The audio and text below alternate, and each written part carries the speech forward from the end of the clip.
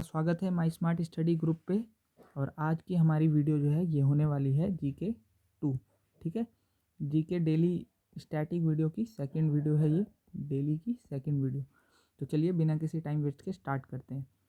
तो हमारा पहला क्वेश्चन है, the idea of constitution of India was first of all given by. तो सबसे पहले कॉन्स्टिट्यूशन ऑफ इंडिया का आइडिया किसने दिया था? ये है एम एन रॉय जी। ठीक है, एम एन रॉय जी ने दिया था। ये आंसर सबसे सही है। तो जिसका भी आंसर है ये बिल्कुल सही है। अब आपको कमेंट करके बताना है कि हमारे कॉन्स्टिट्यूशन को बनने में कितना टाइम लगा था। ठीक है, तो कमेंट करके बताइए। नेक्स्ट क्वेश्चन है, hydrogen bomb is based on the principle of. Hydrogen bomb किस प्रिंसिपल पे बेस्ड है? तो इसका करेक्ट आंसर क्या होगा? देखो, फ्यूजन मतलब होता है टूटना और फ्यूजन मतलब होता है जुड़ना। ठीक है, मिलना। तो फ्यूज़न इसका करेक्ट आंसर है। इसका करेक्ट आंसर क्या है? C option, nuclear fusion. Nuclear fusion में क्या होता है, तो ये हमें जानना बहुत ज़रूरी है। न्यूक्लियर फ्यूज़न में क्या होता है कि दो हाइड्रोजन एटम होते हैं। ठीक है, एक होता है ड्यूटेरियम यानी atomic number 1 and atomic mass 2।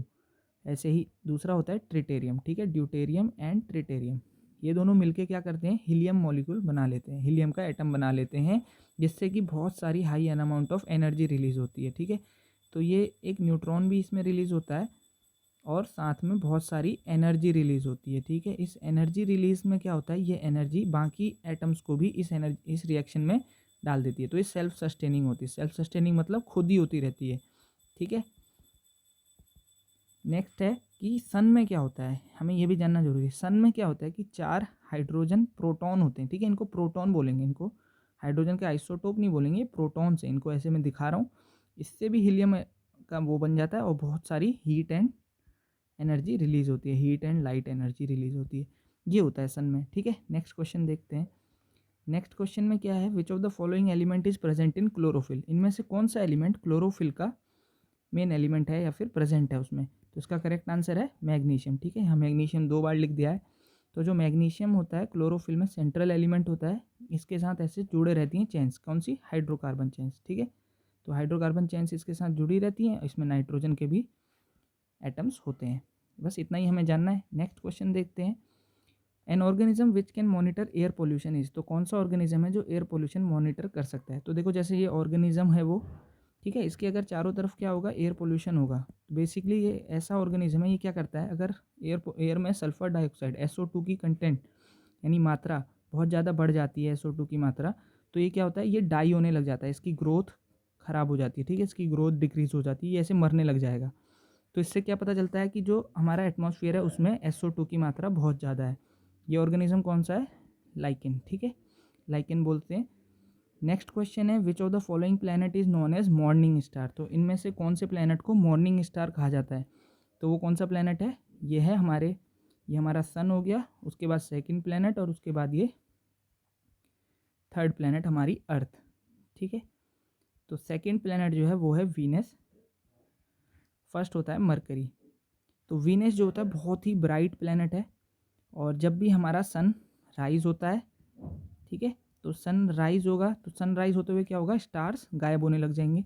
और जब सन सेट होता है तो क्या होता है, स्टार्स दिखने लग जाते हैं। ठीक है, तो ये स्टार गायब हो जाते हैं, यहाँ स्टार दिखने लग जाते हैं। तो वीनस एक ऐसा प्लैनेट है, जब भी सन राइज होगा, ठीक है, जब भी सन राइज होगा तो सबसे लास्ट में गायब होने वाला है, और जब सन सेट होगा तो सबसे फर्स्ट में यही दिखेगा हमें, जो स्टार दिखेगा, इसलिए इसको मॉर्निंग स्टार कहा जाता है। ठीक है, तो सबसे पहले यही दिखता है हमें, जो भी स्टार्स अपीयर होते हैं सन स्काई में, सबसे पहले दिखने वाला स्टार कौन सा होता है? वीनस, इसलिए इसको मॉर्निंग स्टार कहा जाता है।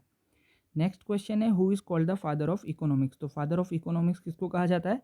एडम स्मिथ को। ठीक है, इनकी एक बुक है, ये ऑथर है उसके, कौन सी बुक है? वेल्थ ऑफ नेशन, यानी राष्ट्रों की समृद्धि, वेल्थ ऑफ नेशंस। ठीक है, तो आपको कमेंट करके मुझे बताना है कि इंडिया में किसको कहा जाता है फादर ऑफ मॉडर्न इकोनॉमिक्स। ठीक है, मॉडर्न इकोनॉमिक्स का फादर किसको कहा जाता है इंडिया में, यह आप कमेंट करके बताइए। ठीक है, स्पेलिंग गलत हो गई है तो आप कमेंट करके बताइए। सही कमेंट जिसका होगा मैं उसको लाइक कर दूंगा। Rovers cup is associated with which sports, ये हमारा 7th क्वेश्चन। तो रोवर्स कप किस गेम से एसोसिएटेड है? ये है फुटबॉल से। ठीक है, ये 1820 में महाराष्ट्र में स्टार्ट हुआ था।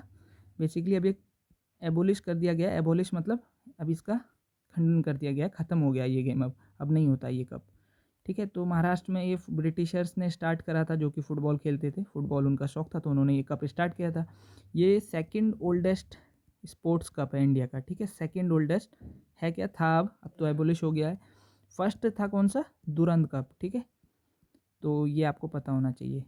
नेक्स्ट देखते हैं, हु फाउंडेड द नौजवान भारत सभा। तो नौजवान भारत सभा का गठन किसने किया था, भगत सिंह ने, ठीक है, हमारे देश के वीर पुत्र भगत सिंह जी ने। भगत सिंह जी ने इसका गठन 1926 में करा था। क्यों करा था, क्योंकि भगत सिंह चाहते थे कि जो रेवोल्यूशन है अंग्रेज़ों के खिलाफ जो चल रहा है विरोध, उसमें कार्ल मार्क्स के आइडियाज़ से वो बहुत प्रभावित थे। तो वो चाहते थे कि जो हमारे देश के यूथ हैं, जो दबे कुचले, जो पिछड़े वर्ग के लोग हैं, जिनको प्रताड़ित कर रही है ब्रिटिश सरकार, वो कार्ल मार्क्स की आइडियोलॉजी को सुने, स्प्रेड करा जाए कार्ल मार्क्स की आइडियोलॉजी को, उसके लिए इन्होंने भारत सभा का गठन करा था, ठीक है, नौजवान भारत सभा का। Next question, the velocity of light was first measured by. तो सबसे पहले वेलोसिटी ऑफ लाइट किसने, यानी कि लाइट की गति सबसे पहली बार किसने मेजर करी थी, वो है ओले रोमर, ठीक है, ये आपको याद करना है, ओले रोमर जी ने सबसे पहले वेलोसिटी ऑफ लाइट को नापा था, ठीक है। अब आपको कमेंट करके बताना है, या फिर आप नेट पे सर्च करिए इसको, कि लाइट की जो स्पीड है वो मेज़र करी कैसे जाती है। क्या इसका कोई इंस्ट्रूमेंट है, जैसे हम बाकी चीज़ें नापते हैं टेम्परेचर नापने के लिए थर्मोमीटर, क्या इसका कोई इंस्ट्रूमेंट है या इसका कोई मेथड है, वो आपको सर्च करना है और कमेंट करके बताना है, ठीक है। लास्ट क्वेश्चन है आज की वीडियो का, इसमें हमको पूछा गया है बांधवगढ़ नेशनल पार्क कहाँ लोकेटेड है, कहाँ स्थित है, ठीक है, तो ये है मध्य प्रदेश में, ठीक है। अब बांधवगढ़ नेशनल पार्क जो है ये लोकेटेड है मध्य प्रदेश में, और ये फेमस है किसके लिए, दिस इज़ फेमस फॉर किसके लिए है ये, रॉयल, ठीक है, थोड़ा लिखने में दिक्कत हुआ है अभी यहाँ पे, बंगाल टाइगर्स, ठीक है, तो ये रॉयल बंगाल टाइगर्स के लिए फेमस है। बस आज के 10 क्वेश्चन हो गए, देखिए कितना इजी था, रोज़ इसी तरीके से हम करेंगे तो हमें बहुत ही बेनिफिट होगा। तो थैंक यू वेरी मच। इस वीडियो को अगर आपको लाइक करना है, आपको अच्छी लगी है तो लाइक करिए, अपने दोस्तों के साथ इसको शेयर भी करिए जो तैयारी कर रहे हैं किसी भी एग्ज़ाम की, डेली उनको मज़ा आता है स्टैटिक जीके को फॉलो करने में, और चैनल को सब्सक्राइब ज़रूर करिए। क्यों, क्योंकि अभी हम English, math, Hindi, GK and reasoning के बहुत ही बढ़िया वीडियोस लाने वाले हैं, और आप सभी को अभी प्रीवियस ईयर क्वेश्चन की वीडियोस आ रही हैं, उनको देखिए, उससे आपको बहुत आइडिया लगेगा, ठीक है। तो चैनल को सब्सक्राइब कर दो और नोटिफिकेशन को ऑन कर दो, ठीक है, इससे आपको सारी वीडियोस की नोटिफिकेशन मिलेगी। Okay bye.